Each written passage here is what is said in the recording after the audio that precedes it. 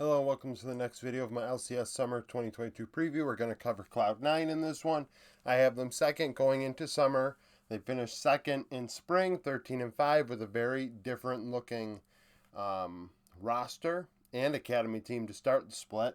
In academy, they went 7-8-3 and finished second. I still, like I keep saying, I don't understand the record with academy, but I don't watch academy really, so I don't care.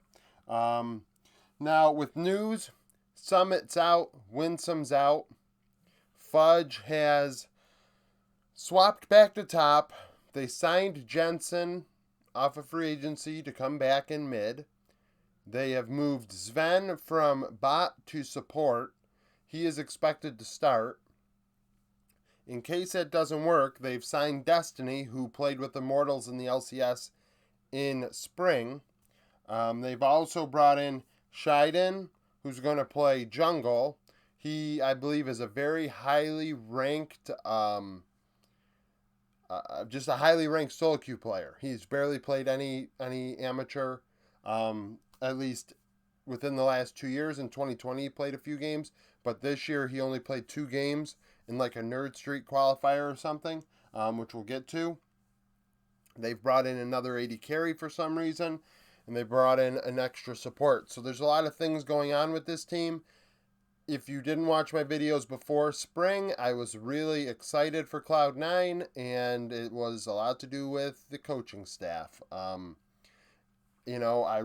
thought it's not even like the Church of LS or whatever. It's more so just like it allowed there to be something interesting for the LCS split, like LS. And the drafts were interesting. The games were interesting. Every week you had something to look forward to. You're like, what is Cloud9 going to do?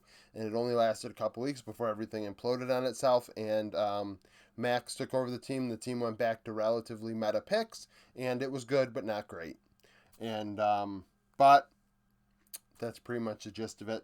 So, like I said, second place, 13-5 in spring. Fudge goes back top lane.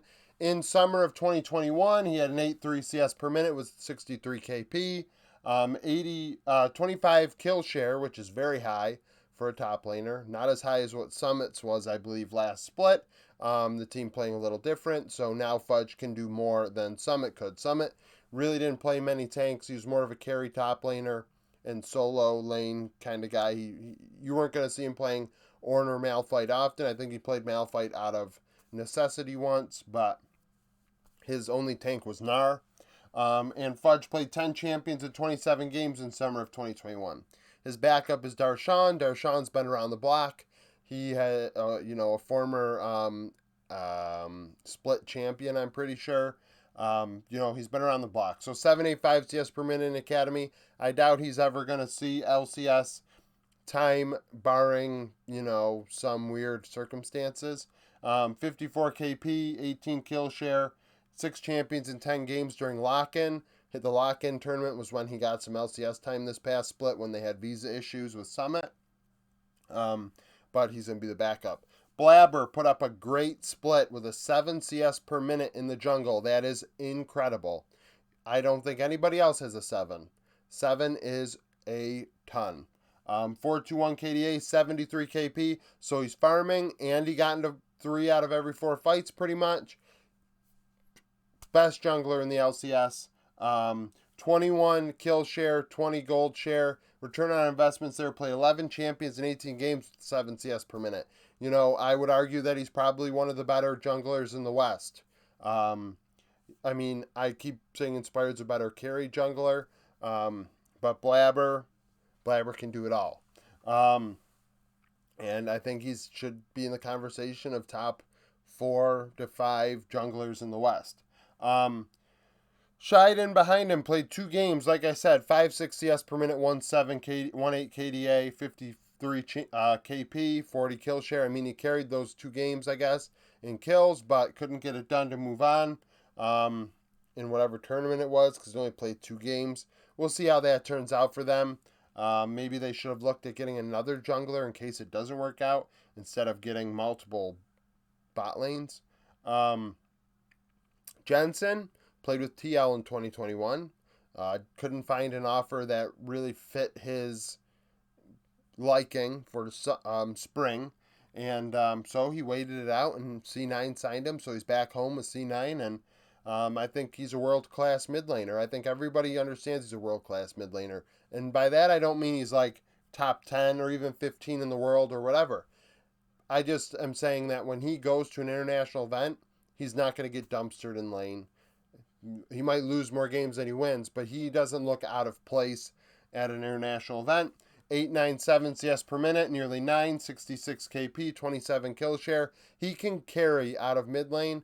He might immediately becomes maybe the best mid laner in the LCS, just coming off the street. 23 kill share, 23 gold share, 13 champions at 27 games with TL. Copy is behind him. Some people thought Copy might be ready for the LCS. I don't know if his numbers really are there yet at 833 CS per minute against Academy mid laners. That drops when you go against LCS mid laners, and then you look at a guy like Jensen that's at 9. Are we giving up 1 CS per minute on average just outright before we even start playing? And not only that, you get into 5% less fights. So he's only getting into 61% of the fights, 22 kill share, 22 gold share, 14 champions at 36 games. If he can improve during summer, maybe we are looking at a guy that can make an LCS squad in 2023. Berserker, one of those players that we were really excited about that LS brought over from T1, looked great in his first split at a very high level. 968 CS per minute, 59 KP with Winsome as his support, and Winsome was like a lead weight. So we'll see how Berserker does with a guy that doesn't even know how to play support. Now that was rude. That was rude. Sven, everybody knows how to play support. Sven just hasn't played support so in a game that matters yet. So we'll see how that turns out for him. Maybe he's great. Core, I always reference two. We got Core JJ, who became a world champion. We have Jin Zhao, who is on struggle street. So Sven, like I said. So 25 kill share, 23 gold share. Berserker didn't get as much gold and as many kills with C9 as a normal 80 carry would, with Summit and top doing as much work as he was doing. 7 champions in 18 games. You have King behind him, who put up a 962 CS per minute in Academy with a 58 KP. People have said, and I agree, he's probably LCS ready. He's played 7 champions in 36 games, 30 kill share, 24 gold share in those contests. He's probably borderline LCS ready. Maybe you're looking at a guy in 2023 that may see a shot somewhere, which is why they bring on a guy like Wixie from 100 Thieves Academy, who isn't ready, because although 100 Thieves did good in Academy, he had under 9 CS per minute, under 3 KDA, 63 KP, 25 gold kill share. I didn't write down one of the numbers, damn it. Nevertheless, 8 champions in 36 games. Right now, he is the 3rd string bot laner going into this. Berserker I think there might be visa issues going on with him. Not 100% sure. But on Twitter, it looked like it. I don't know if it's a troll. Could have been a troll. But if he can't come over, I'm going to guess Sven is going to play bot, and they're going to put Destiny in support. I would like to think that instead of bringing King up and leaving Sven still playing his first support game. I think they'd be better off going Sven Destiny. Sven, obviously, with no stats to go over. Destiny, 65 5 KP, 5 champions in 17 games with Immortals. Champion pool definitely lacks. The OS, the OS support is really, he's not an LCS support, but he's better than, Trevor, who's behind him with a 66 KP, 342 KDA, 19 champions in 81 games. That's nice. All these stats the majority of these stats come from his amateur play last split, where he played in a few different qualifiers with amateur teams, saw some time in Immortals 3rd tier team as well as CLGs, and also some of those stats are from C9 this split, because it's not impossible. You just can't easily separate the stats on Leaguepedia, and because it's a support. Stats really don't matter much outside of champion pool and KP. So we'll see how Trevor does. I think that move was made because they expect to have to play Destiny with the LCS team.